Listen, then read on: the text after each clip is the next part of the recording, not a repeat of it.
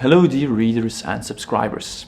In today's video we're going to talk about the 5 biggest discovery funnels, ways that artists are being discovered by galleries and become the start of a gallery collaboration. First and foremost, other artists.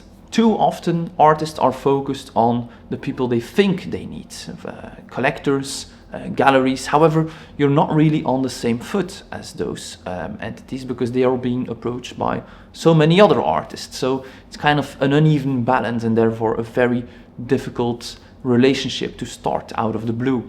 However, with other artists it's a little bit easier, and an artist network can be so tremendously important to actually have an entry ticket to those galleries and collectors.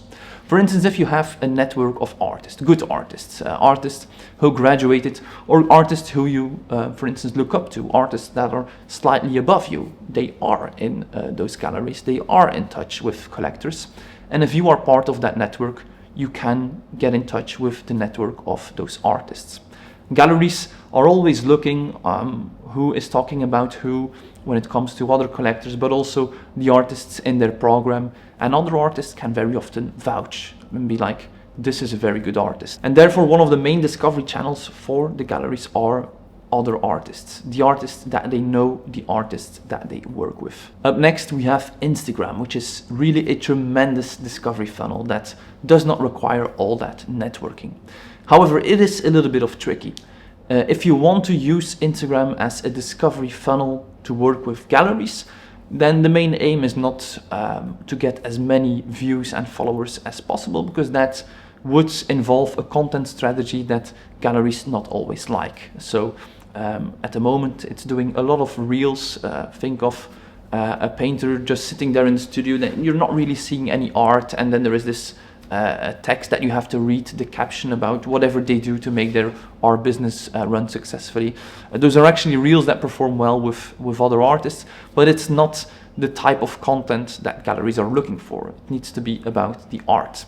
That does not mean that you can't do any reels, but avoid the typical trends, you know, the art reveal where they turn around with a painting, but for instance that show yourself in your studio working, or a video of a particular artwork that you go a bit more into detail, or an interview, or when setting up a show, kind of the behind the scenes of the artist. You can keep it professional, but still try to make the most of the algorithm. I have a separate video on Instagram for artists. I will link to it in the description below, so feel free to have a look at that video and also its article version next. So definitely do not underestimate the power of Instagram. At the moment it is still the #1 art platform, especially for the art galleries where they browse for other artists. Having a decent amount of followers is not the main priority. However, if you only have 100 or 200, that is not a good impression.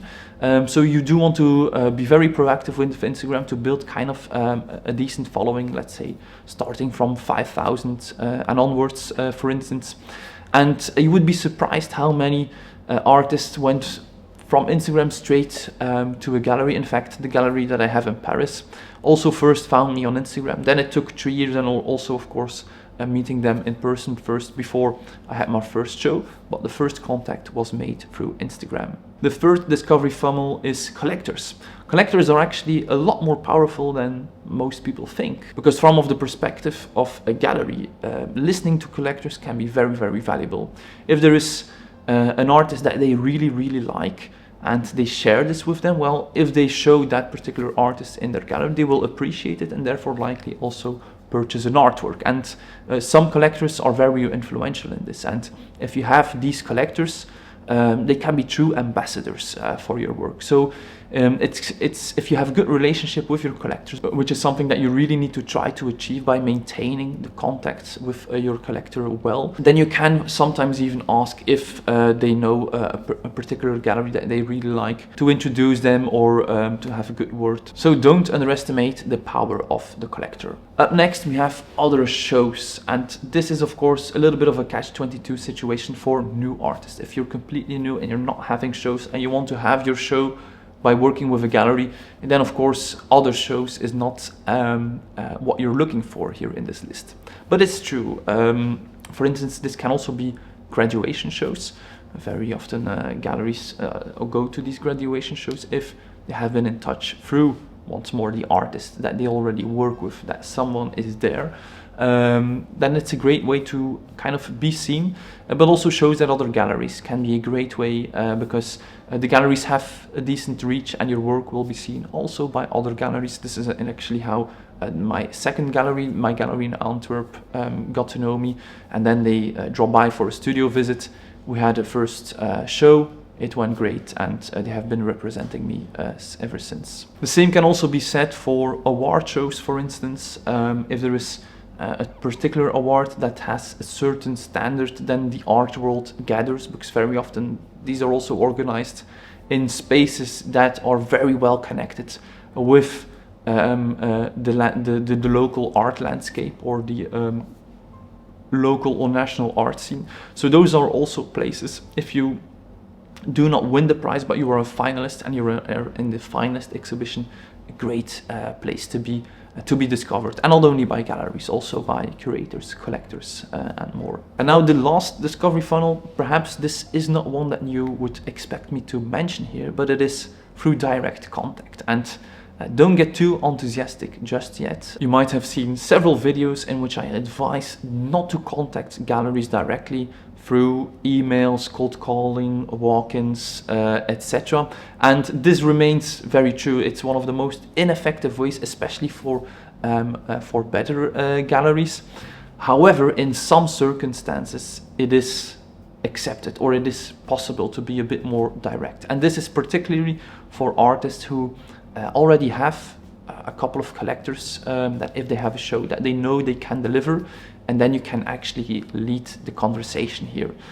Sometimes it's good to do this either in person and make it clear in the first few sentences that you are not an artist who is looking for their first show, but that you have a good track record of sales or a lot of followers or whatever you have to bring to the table, or that you have showed in prestigious venues before. That's kind of the requirement for them to take that conversation seriously and not have that kind of instinctive reaction galleries develop by being contacted daily by artists, by switching off completely and forgetting it the second the conversation ends. And another great way actually to do this is, for instance, also in a more informal way. It could, for instance, be on Instagram. If you see a particular gallery is following you, don't instantly contact them as soon as they follow you. Let them first hopefully have a look at your work for a while. If you see that they are frequently liking your work, then you can also engage a little bit more with their account, and then a bit cunning way to initiate the conversation is, for instance, if they are having a show, you promote the show in your story. If you promote something or share something in your story, this will open up a direct message window with that account, so with the gallery. If they say something like thanks, which is a nice thing, then you'll see that they are kind of responsive, because not all galleries are very responsive, especially if they have large accounts. For instance, with our main account on Instagram, it's impossible to track those messages, and for some galleries it's even worse, I imagine. So if they respond to you supporting them, that's a great sign that you can informally approach the gallery also through direct message. Perhaps not straight away, perhaps you can do this a couple of times, perhaps also visit them in real life if it's possible, and then if you have something to offer to the table, for instance, you have an artwork that is going to be sold, and you want to use this sale to get your foot in between the door and get some other works that are not, that you do not have a client for yet, also in that show, and hopefully sell one of them, that they could share in that sale, and by doing so proactively start up this collaboration with a gallery. Some artists are very good at this. Galleries are interested in artists. They are looking for good artists. They are looking for artists that sell, of course, to survive. So if you can show or prove or initiate a contact in a casual, informal way that you can deliver this, they will be interested, but only if your level matches their level. If you have no shows at all and try this approach, it will not work. If you have a couple of shows, then it can, and like a couple of collectors, then it can work with entry-level galleries, but not the mid-tier galleries, the medium-sized galleries. If you are a mid-career artist, then it will definitely work with a lot of entry-level galleries, and it might also work with some more like mid-tier art galleries, but not with the industry-leading galleries. And then, of course, if you are an established artist, then anyone is open for the conversation. So that is kind of important to be aware of, and also to kind of understand your level, their level, and that does require some understanding of the art gallery circuit and the art world in general. So there we have it, 5 ways to be discovered by a gallery in a nutshell. If you found this type of video interesting, definitely let me know. I also warmly welcome you to have a look at our section purely dedicated to career advice for artists, which has become a bit of my personal avocation and kind of moral duty in the past few years to provide adequate career advice that is rooted in in-field experience. And you can find all of it there. Tools for artists, a little bit of like a starter pack for the artist to be ready for business, to be professional, resumes, contracts, etc. But also a lot of free resources, how to photograph your work, how to set up your website, etc., etc.